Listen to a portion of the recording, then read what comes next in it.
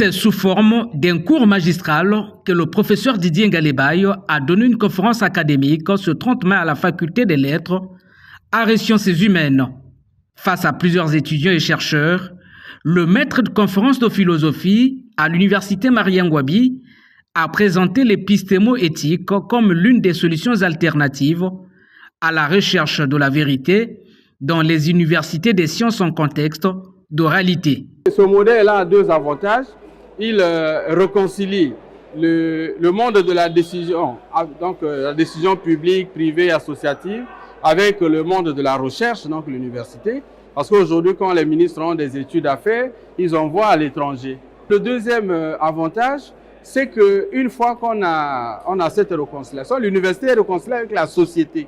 Comme nous étudions désormais le patrimoine de la société, on va, comme j'ai montré en économie, il y a une recette pour la répartition équitable du revenu, mais nous avons importé le modèle occidental qui est centré sur l'égoïsme. Ça donne ce que l'on voit. Didier Ngalebaye a aussi émis de nombreuses suggestions à l'endroit du Conseil africain et malgache pour l'enseignement supérieur, un instrument de recherche qu'il appelle à revoir quelques aspects techniques en tenant compte des exigences de l'heure. J'ai attaqué techniquement le CAMES pour le pousser à se réorganiser et qu'ainsi on ne puisse plus porter atteinte à sa dignité parce que les problèmes qu'on attaquait auront été corrigés. Cette conférence académique intègre en réalité les activités de promotion de la recherche entreprise par l'université Mariangwabi. L'objectif étant de donner aux étudiants et chercheurs la possibilité d'exprimer librement leurs pensées susceptibles de contribuer au développement de la société du savoir. Si on peut valoriser ce modèle de recherche, je pense que ce sera un atout important.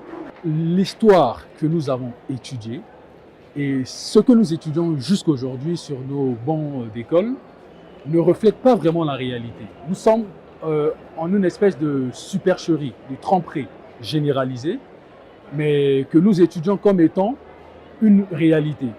Et donc l'épistémo-éthique vient ici comme pour redresser ces torts-là et rétablir une véritable voie pour la recherche vers la vérité.